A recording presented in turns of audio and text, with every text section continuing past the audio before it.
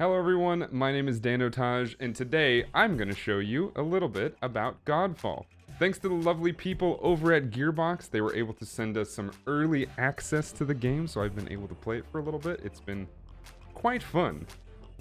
If you don't know what Godfall is this brand new looter shooter type game, but it's not a shooter by any means. It is mostly melee with some magic use and some pretty cool stuff based in this futuristic nature kind of world. There's an Earth realm and a bunch of other realms. I won't spoil too much of the story for you, but there's a lot of cool stuff happening. And if you haven't seen the trailer, go check it out.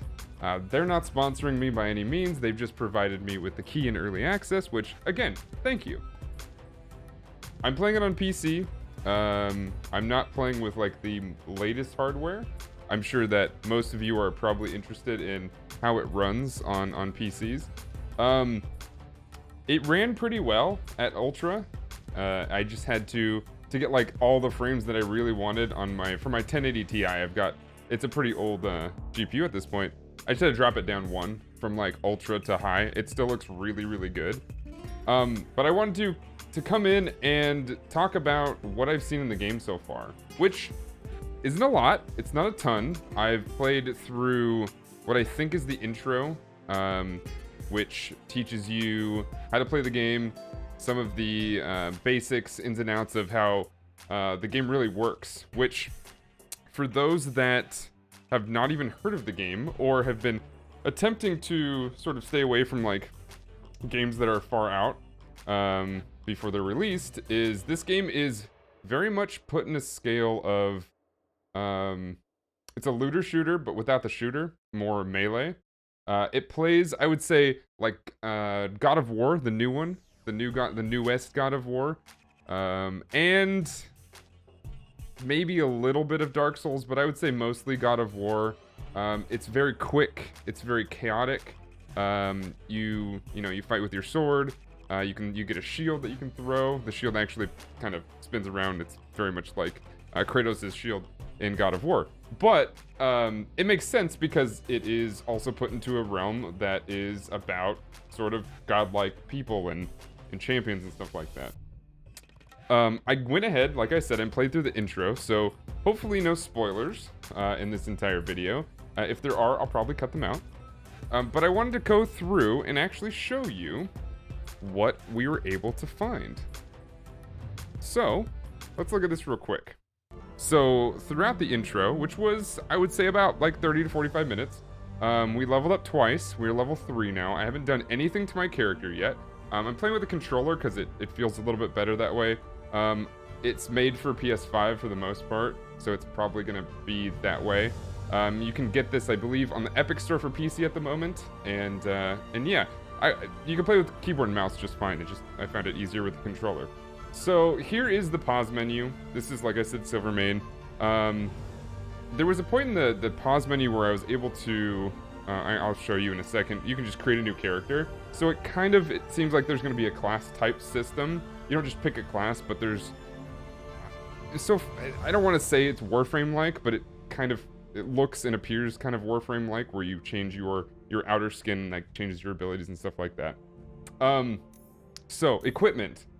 We were able to pick up a couple of pieces of equipment. Like I said, it's a looter shooter, so you're gonna pick up a bunch of random stuff, and you get to sort of mess with it and see how it goes. The two things we kind of started with, or at least the first thing I got, was this sword called Needle and Tremor. I didn't switch. I didn't play with anything other than what the game gave me at the beginning, and we seem to do pretty well. Through the tutorial and through the intro, you fight a bunch of smaller mobs, and then you fight an elite, and then you fight a bunch of smaller mobs, and you kind of fight a boss. And the boss mechanics, so far, very simple, from what we've seen, or from what I've seen, but seems like there are gonna be probably some like big raid mechanics. At least that's what I would assume based on what we've seen just on a very basic tutorial. I would say that the fighting and combat is also rather simple. But, let me turn this down a little bit, but there are some actually interesting nuances to the game.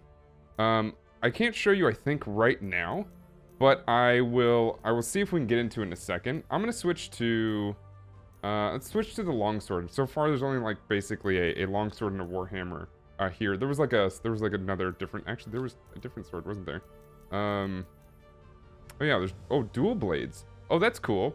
It looks like there's like, it's a little Destiny like, because I think there's like 3 different archetypes mainly. And it looks like you can probably do 2 different swords there. But there's trinkets, amulets. You could, I think, change your charm. You can change your ring. I think we did pick up a ring, actually. We picked up a couple rings. So, Might Spirit. So that's probably the different types of, like I said, archetypes you're going to find. Fire damage, it looks like Spirit's probably elemental. Let's just put these on for now. Might's probably power and stuff like that. We got a couple of life stones as well. Let's see. These look like there's just a couple things. So breach damage is actually what I was just talking about.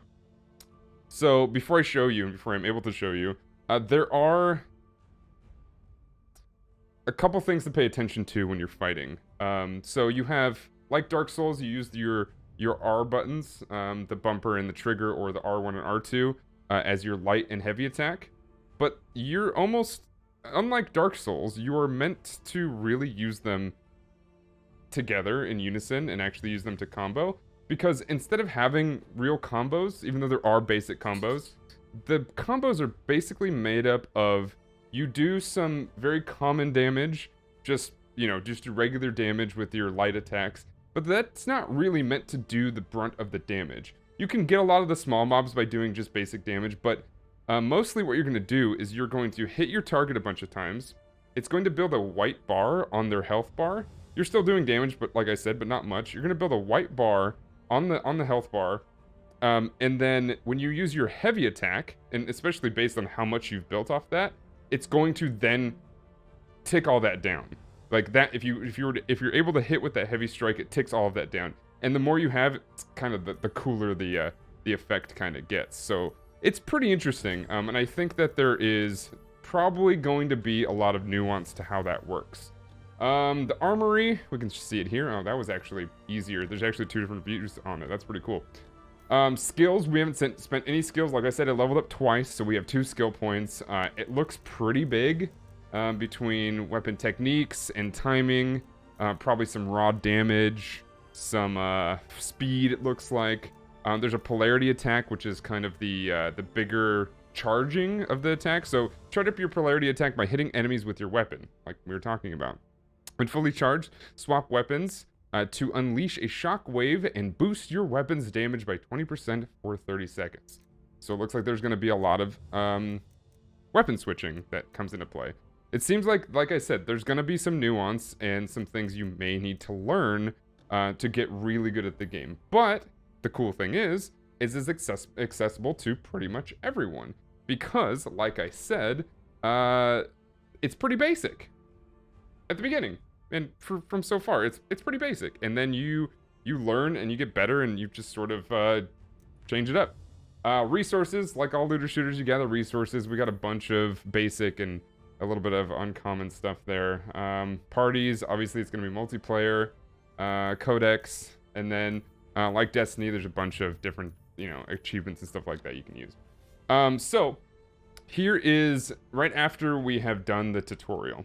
We are put into this inner sanctum, and this lady who has been talking to you the entire time is agreed to help you, and we have to go talk to her. I haven't talked to her yet, but from what I can tell, this is what I was talking about. It's kind of like Warframe.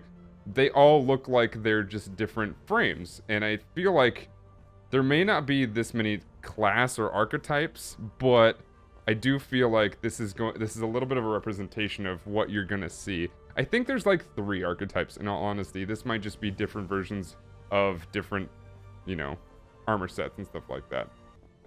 We'll hit B on it. Valorplates. Each Valorplate embodies one of the Archons.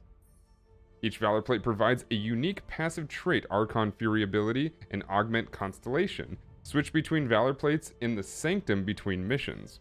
Throughout your journey, obtain Valorplate cores to construct additional Valorplates. Collect all 12 Valorplates. There are 12 Valorplates. Wow, okay. That's pretty cool, actually. So, Archon Fury is the first one that shows up. Is that all we really have? There's augments in enhance your valor plate by inserting augments into their unique augment constellations. Augments have 3 possible affinities: red, green, and blue. They can only slot into neutral or matching nodes. Each augment has a power drain amount. Your total power drain cannot exceed your valor plate's power capacity. Interesting. So, is this what it wants me to start with? This is Phoenix. So it seems like again, like Warframe, where you're a character and you get these kind of outside armors that you get to play with.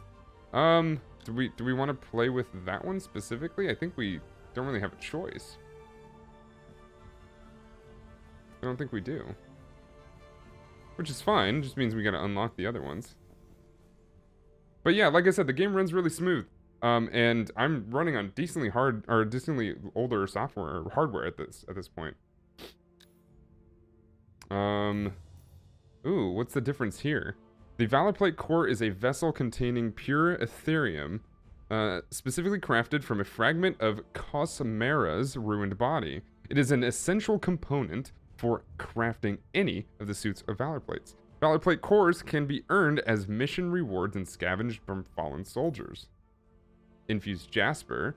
In the deep earth of Vargul, search for minerals that have been enriched by Ethereum.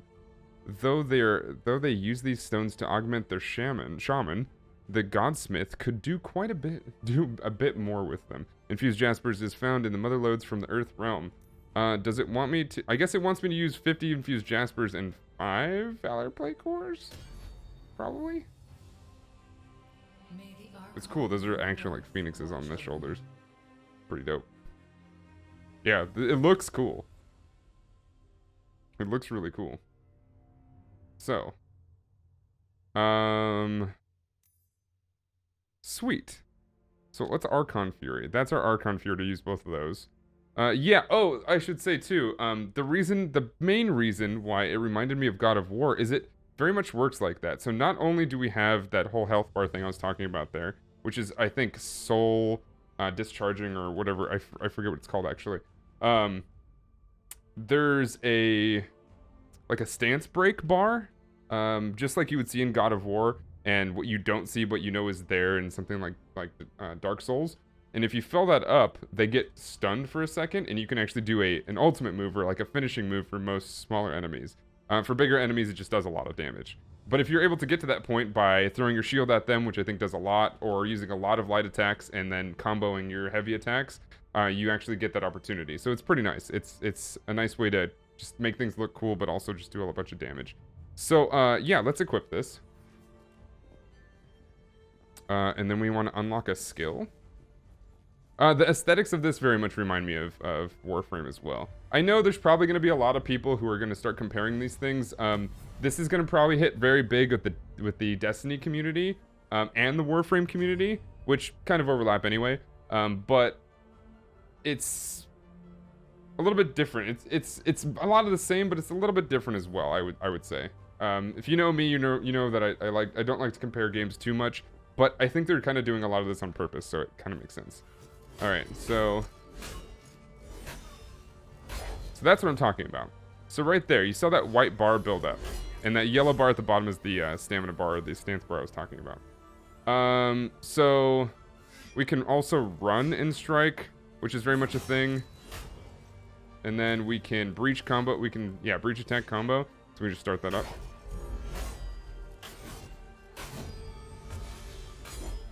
There we go. And then that RS, or right stick, was the finishing move. So let's see if we can finish that.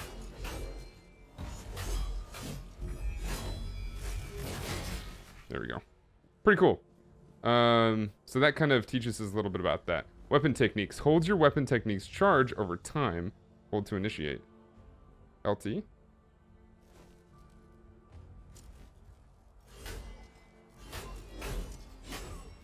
LT doesn't really do anything. And there's a lock-on system too, which is nice. I don't really know what it does, but there's that white bar, and then we can right trigger and just get rid of it. And then it does more if you build that up more, you'll see like different combos come through and stuff like that. I don't know. We'll figure that second part out later. I'm not really sure what that is. We're gonna go talk to the 7th Sanctum one more time. And I won't get too far in the game so we don't spoil anything, but I wanted to give you my first impressions in this. Okay, here's the map. Into the Monolith, Crimson Glades. We need to understand the ritual Macros is using to become a god. Macros is our brother. That's all you really need to know at this point. Macros is the main bad guy, essentially. Raid the Crimson Watchtower and to secure a copy of the Rites of Ascension. Rewards one... yeah, so this is, you know, some missions. Some quests.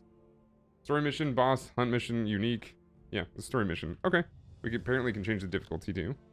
Normal, hard. Oh, interesting. Fail missions after 3 respawns. Enemies deal more damage. Enemies have more health. Okay. Normal is the default Godfall experience.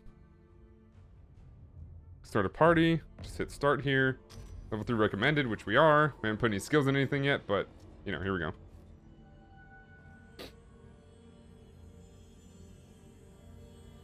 This is a Mass Effect relay. But yeah, we're gonna see some pretty heavy Destiny feels to this, which is very much the point, and I understand that games as a service are getting kind of old and stale. The reason I'm playing this is because it does look fun, and so far the combat is pretty fun. Destiny was cool and all. I enjoyed Destiny, but I definitely lost my love for it after a while just because the shooting felt really repetitive. Now, this may end up being that way too. I'm not sure. It is a very pretty game, though. Point me towards this okay. So now we can go there. We can do the story mission. Again, I think we're not going to see anything new right away, so I don't want to waste your guys' time. If you enjoyed this, please let me know what else you'd like to see covered in the game as we go on. This video will probably release the day before the game actually releases. Again, thanks to Gearbox to sending us this key early and allowing us to release this video. So once again, if you have any questions or anything we're doing, continue, subscribe to the channel so that you can see more Godfall, because we will be uploading more Godfall content. And yeah, we'll be streaming this live over on Twitch, so I'll see you there. Have a good one, everyone. Good day. Bye. See you next time. Bye.